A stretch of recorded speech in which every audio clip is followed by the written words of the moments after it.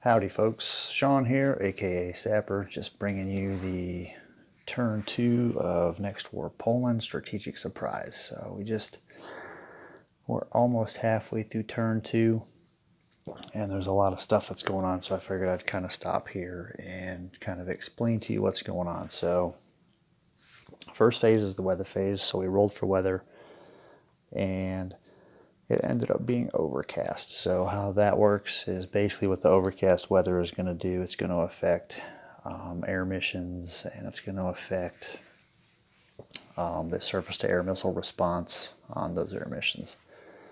But other than that, it doesn't affect anything as far as ground movement or any, ground combat or anything like that. So, and we're in the spring as well, so it basically affects the air missions. Then we had our initiative phase, and the Russians earned enough victory points to maintain the initiative. So they're going to be able to get to do most stuff first. Then I'm using the random event table. And let me see if I can find this thing. So, here we go. So we got the random event table. It's basically that comes in the supplement. So I'm using that. So each side rolls for a random event, and the NATO random event was they got to put an out of supply marker on any unit they wanted to. And I chose, I don't even know, it's going to be difficult to do this. So I chose to put it on that unit, which is basically a mechanized infantry unit. So I put it on that one. And that'll affect their ability to move and their ability to fight.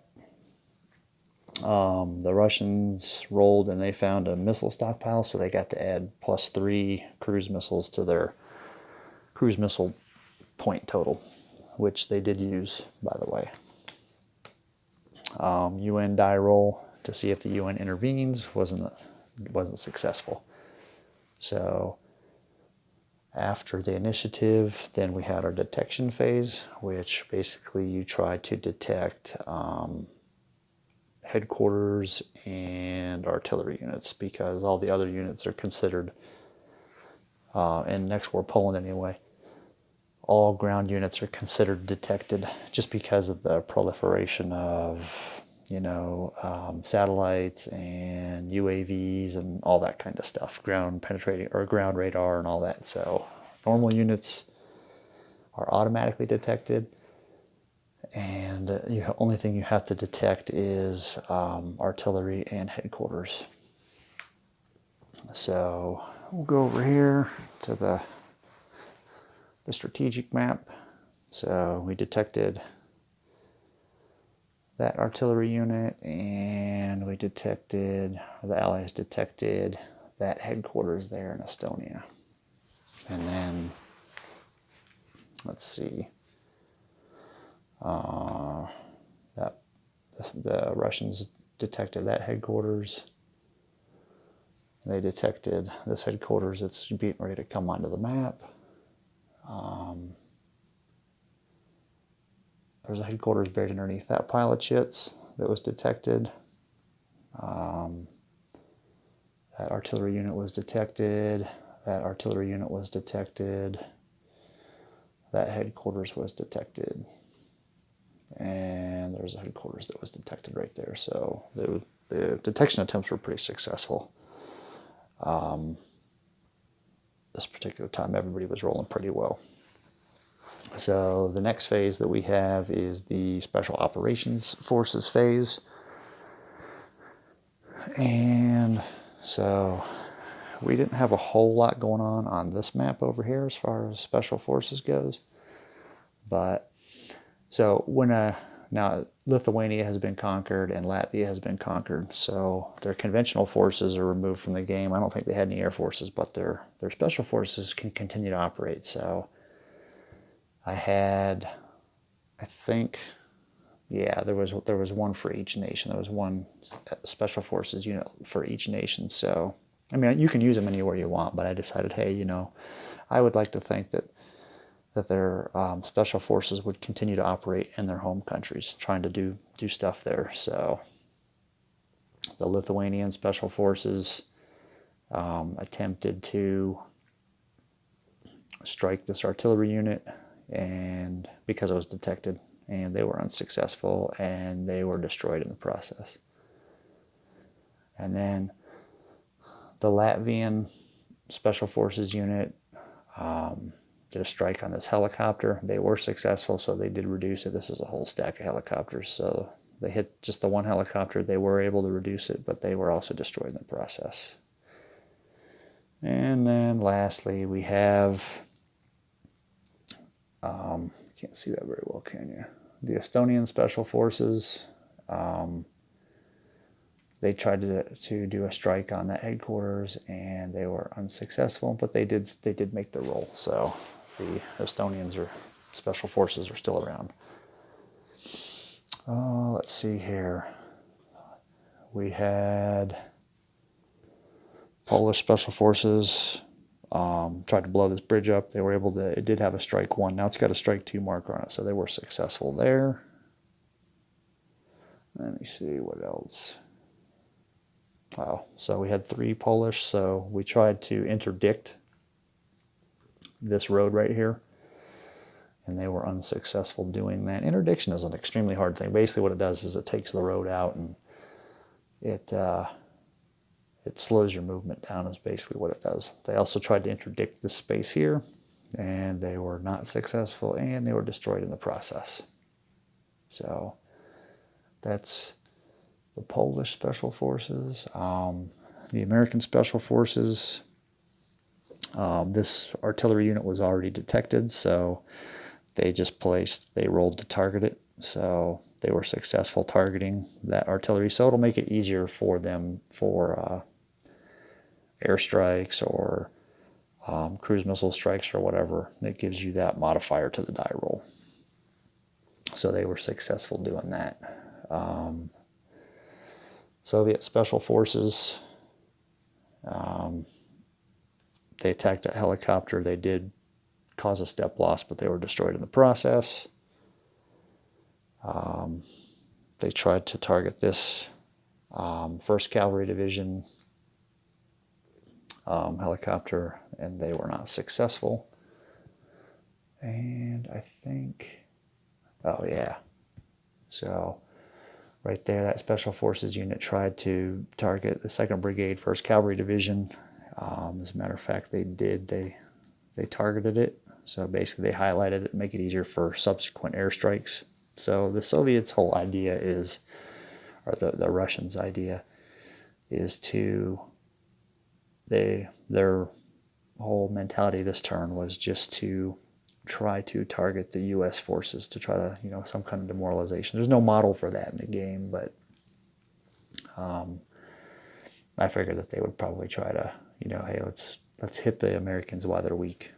So that was kind of my mindset when we did that. So that was the Special Operations Forces phase. Then we had the air superiority step and the naval detection. I think it's naval detection, the naval phase. So yeah, and naval control of the sea areas.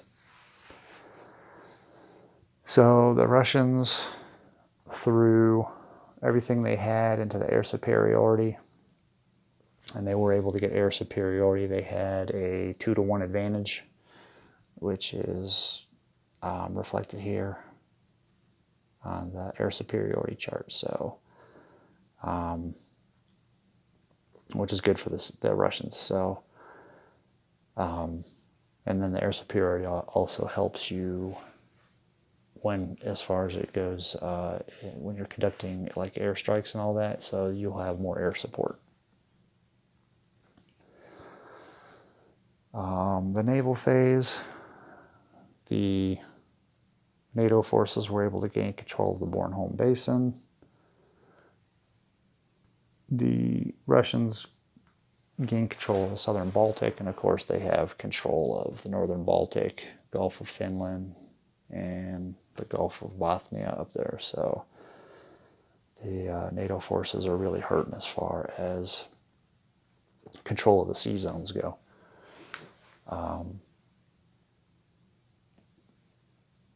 And then, so the last step that I did was the first strike phase. So first strike phase, you start with nuclear weapons. The Russians decided that they weren't going to use nuclear weapons at this time. Well, number one reason is because right now they don't need to use them. The Russian forces, basically, they do have the advantage, so there's no point in them using nuclear weapons because you just give victory points to the other side every time you use one. So they decided, nah, we're not going to use them this time, or not yet anyway. So nuclear weapons first, and then you have missiles and cruise missile strikes. The Allies don't have a lot of cruise missiles, so they didn't, in fact, they don't have any cruise missiles. The U.S. might get some in later reinforcement phases, but no cruise missiles were launched on the Allied side, and they only have 7 theater missiles. I guess they're like just normal missiles, not cruise missiles. They didn't use any of those, but the Russians used 5 cruise missiles, and they used 5 normal missiles. So they used cruise missile to target NATO air bases. So they targeted that one, and that one. Of course, they damaged this one and this one. They destroyed this one, and then they also used a cruise missile to target some nuclear facilities, but they were unsuccessful. They also used a cruise missile to target this carrier battle group, and that was also unsuccessful. Let me see, I think. So that was 5 cruise missile strikes. So we basically were able to damage or destroy 3 air bases. And then they used a missile on this headquarters, caused strike 1. They used a missile on the 2nd Brigade, 1st Cav, caused a strike 1. Used a missile on this Polish headquarters right here and caused a strike 1. And I think that maybe that's all they used. They only used the 4. 1, 2, 3. Yeah, maybe they only used 3. I think that we only used 3. So the missile strikes were successful. Relatively successful. After cruise missiles, we then went on to air strikes and helicopter strikes. So the Russians don't have any helicopters in the local area. They're all in Lithuania, or actually they're in Latvia. Most of their helicopter units are in Latvia. I'll eventually move them into Poland. But so there was no helicopter strikes conducted. We did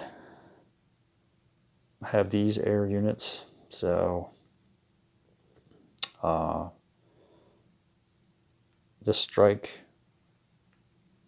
targeted that armor unit right there, so caused a strike 1. And then this bomber here targeted the 2nd Brigade, 1st Cav. These guys got heavily targeted, so the only damage total done was just a strike 1 for the whole thing. This blue strike package was aborted because of SAM fire, and this red bomber was also aborted because of SAM fire. So the blue one was going to interdict that road, try to destroy it, and then the red one was going to interdict that road and try to destroy it to hopefully slow the stack of units down. So if they moved east, then they would have been slowed down right there, and if they would have moved north, they would have been slowed down. But both of those happened to be aborted. And then the strike here, the pink strike, they were unsuccessful as well. I don't know why interdiction is so difficult, but it definitely was not successful. And all right, so lastly, then we had headquarters / artillery strikes. I think, yeah, I only had this one here. This is the only artillery unit that I wanted to try to do a strike with. So they attacked. Again, they were attacking the 1st Cavalry, 2nd Brigade, 1st Cav, and weren't able to accomplish anything. So 1st Cav had just about everything thrown at them, and they were only able to, basically all that, they were only able to just cause a strike 1 on them. So they got really lucky. And most of the because they're in this urban area, it made it a lot harder. So that's the only thing that really saved them. So that is up to the 1st strike phase. And then I think I'm going to take a break, and then we'll end up getting back with you. So you guys be amazing. We'll talk to you later. Bye.